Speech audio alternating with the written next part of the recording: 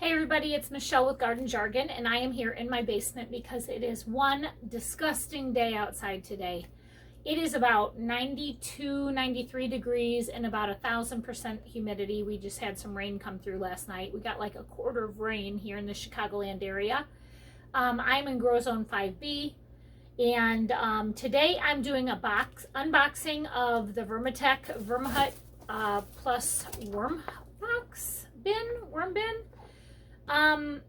I have been interested in worm castings for about 2 years, never knew how to create them, did a little research online on YouTube, obviously, we all do, and it was astonishing how simple it actually is. So I wanted to try, and I did. I created a video, and I got some worms from Uncle Jim's Worm Farm, and I created my own worm bin, which has been successful since February. It is now June 17th, I think, today.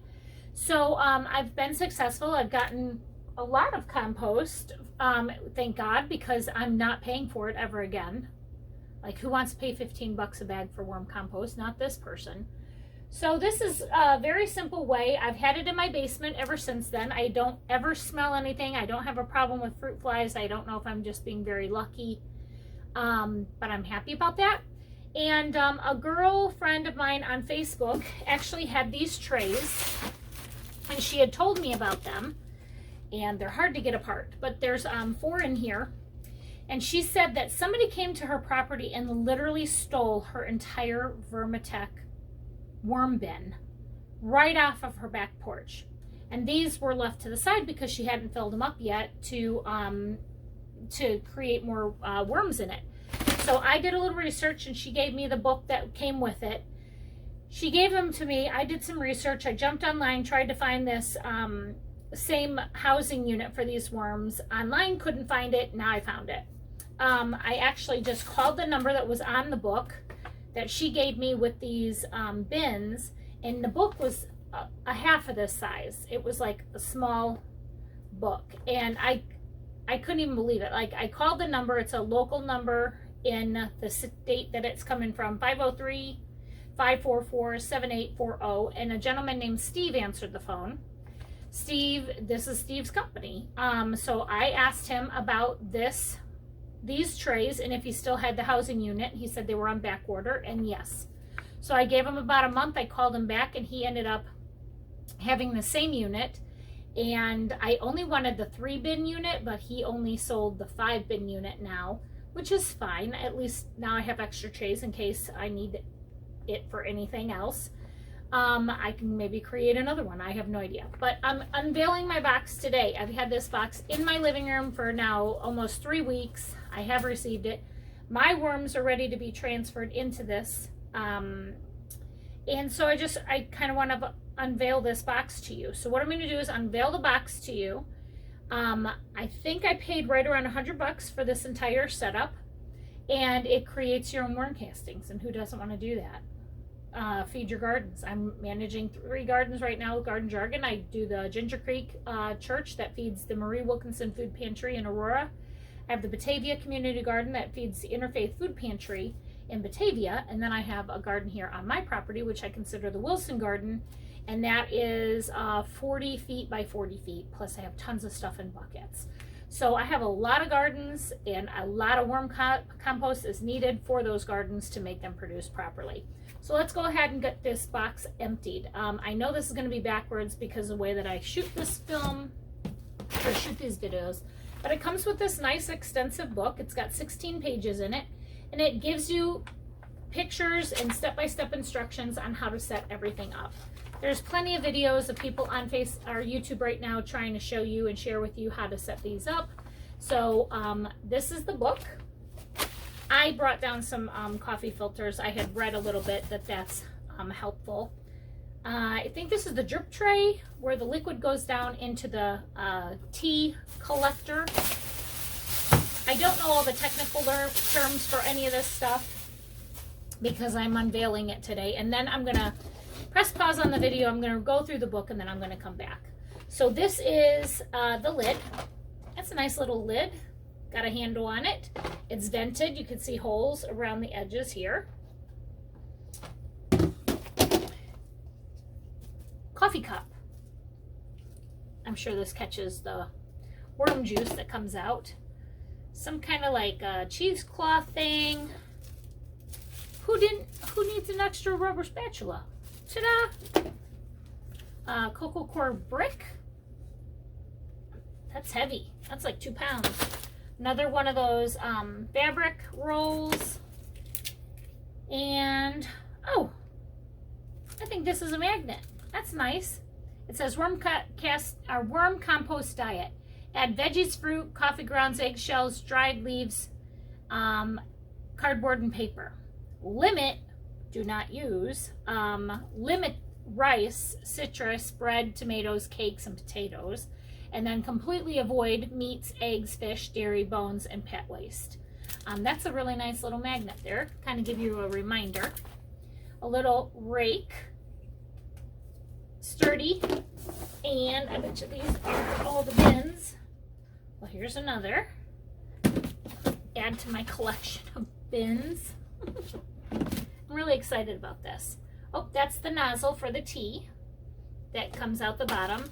These are your ant moats. You put these around the feet of your composter if you're putting it outside so ants don't crawl in there. You basically put these down there, fill them with water, and then ants can't float across the earth.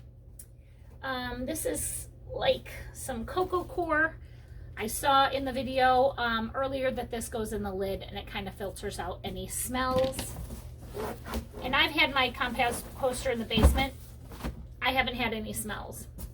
So here's another bin. I think this is just filled with the bins and probably the base. There we go. That's the box. And where's my feet? I hope feet came with it.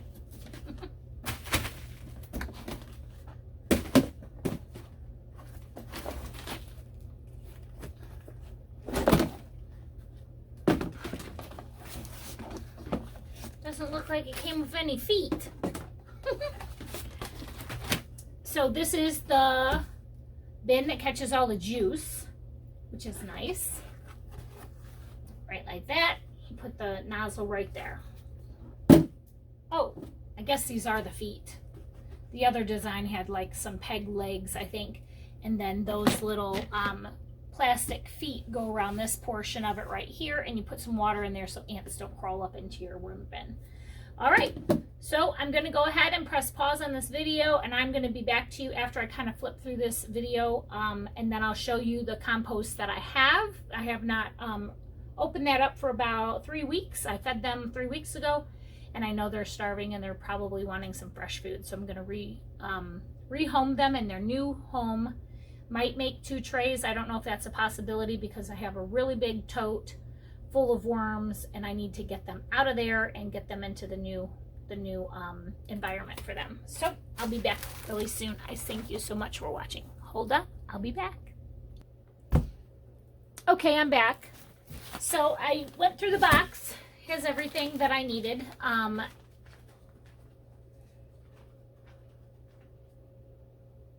That's coincidental. I have one blue glove and my shirt is blue today. This is my bin of completed worm castings. So I just wanted to show you what those look like. Let me get kind of close for you. So this was from March to, February, beginning of February to like end of March, almost April. But this is what worm castings look like. It's light and fluffy. It's dark black. This bin is full of castings, about probably 3 inches deep in this tote. And then I also have some from a girlfriend that got rid of her worm farm because she was moving, and she gave me all her castings, and those are outside in a bin also. So I am good to go on worm castings for a bit, which is perfect because now's the time that I need to feed my plants. I am not going to use the brick cocoa core that they gave us. I actually have peat moss in here. I brought this in a couple days ago. I just fill this bin with what is it? Peat moss, and then I just moisten it because it's totally dry, powdery. So I have it to the point where if I squeeze it, I can feel a little water squeezing through my fingers. You don't want it too wet because your worms will drown, and you don't want your worms to drown because they want to live and you want them to live, so they can give you some castings. I also have paper shreds, which are in this bag, because they love paper and they love cardboard, and this peat moss, I'm going to forget that 100 times. Peat moss is going to give it a little bit of moisture.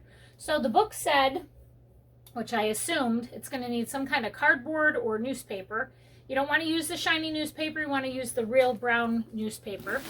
And how I set this bin up was I just put the nozzle on like that. It had a bolt on the inside and on the outside with some washers. Put that down. I also have read something else that I'm going to do.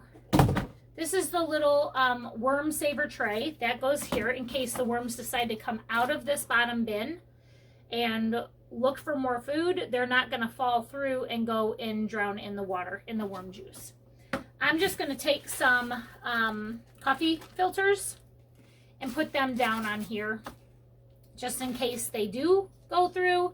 They're going to land on the coffee filters and maybe hopefully take their butts back upstairs so that they don't drown in the juice. So I'm just going to put those coffee filters down there. And then I'm going to set this right on the top. It has little grooves in the white tray to keep your bin sitting nice and snug right on top. Like I can't slide it off. I'm going to take the lid off. I put that piece of cocoa core in underneath this plastic top. I already pulled that out.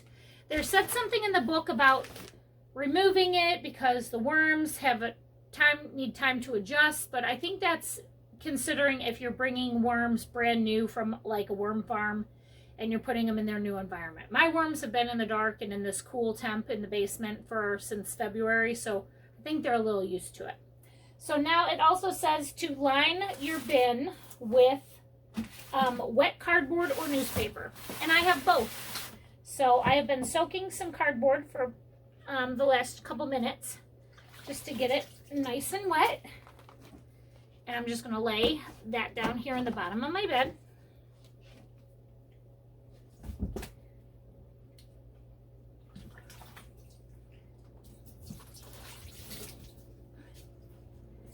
There, nice thick layer. And then I'm going to put in some of my, what is this piece? Put that over there. I'm just trying to cover the entire bottom. Then I'm going to put some of the peat moss in here.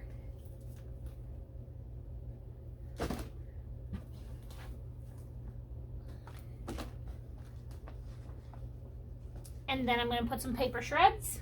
Where'd those go? Over here.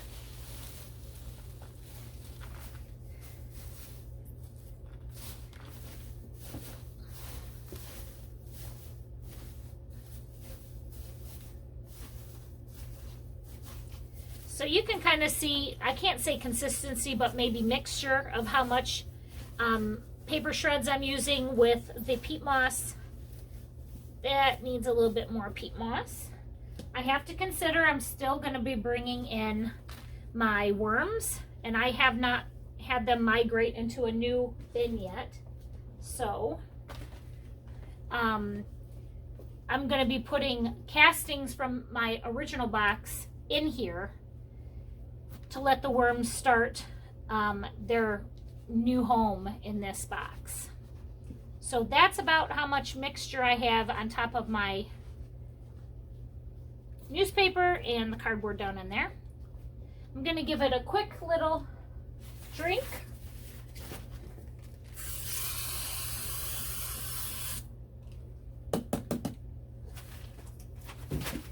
And then I'm going to show you my worm bin. I'm so proud of my worm bin. over worms. It's heavy.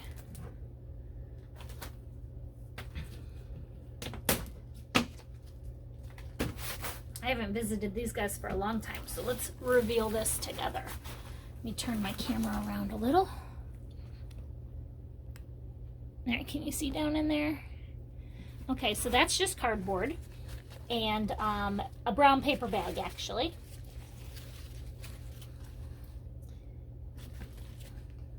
They love this stuff. Here's the guy. Here's a little red wiggler. See him? This was all cardboard before, and now it's just little pieces. Look at all the worms. They don't get like fat like night crawlers. So if you're using the red wigglers like I use, you're going to notice they're not going to be big like a night crawler, like when you go buy fish bait. That's not what I have. This is all broken down newspaper. I'm just getting out the big chunks. But this is all the castings.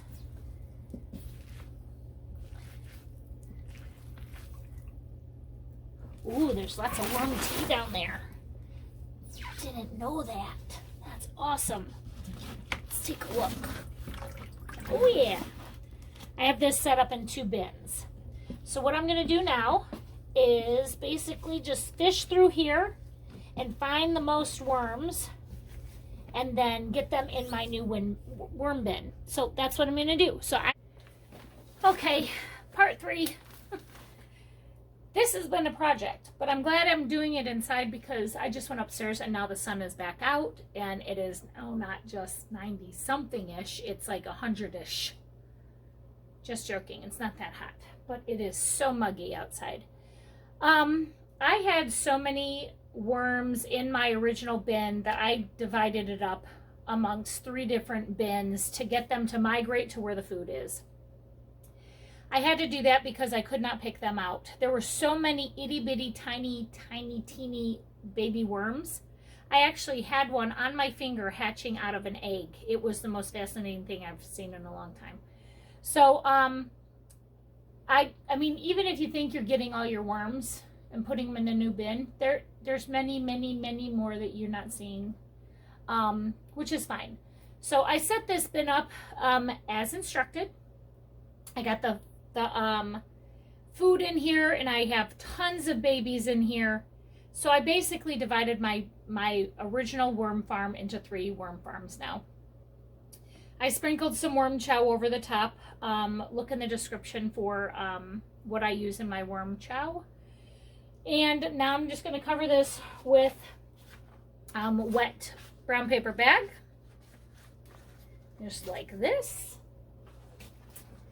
The other worm bins I already have in the back.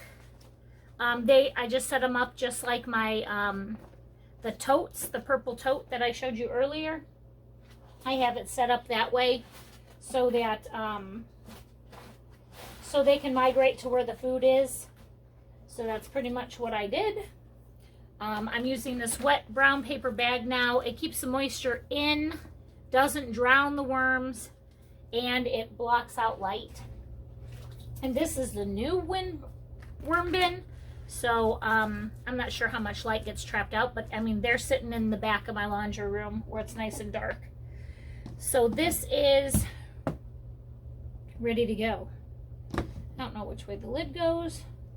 That's pretty fancy. I'm never going to put this thing outside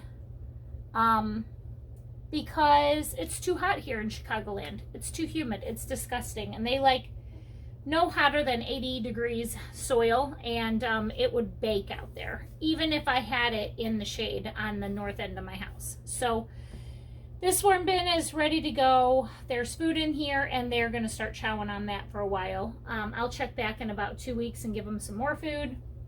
I have one whole bin full of just castings that I can go put in my garden right now. And then I got this bin over here that I put a trap in the bottom so they don't go down. Then there's worms, and then there's a bin on top of the worms that has tons of fresh food and clippings from my compost to hopefully get them to migrate up.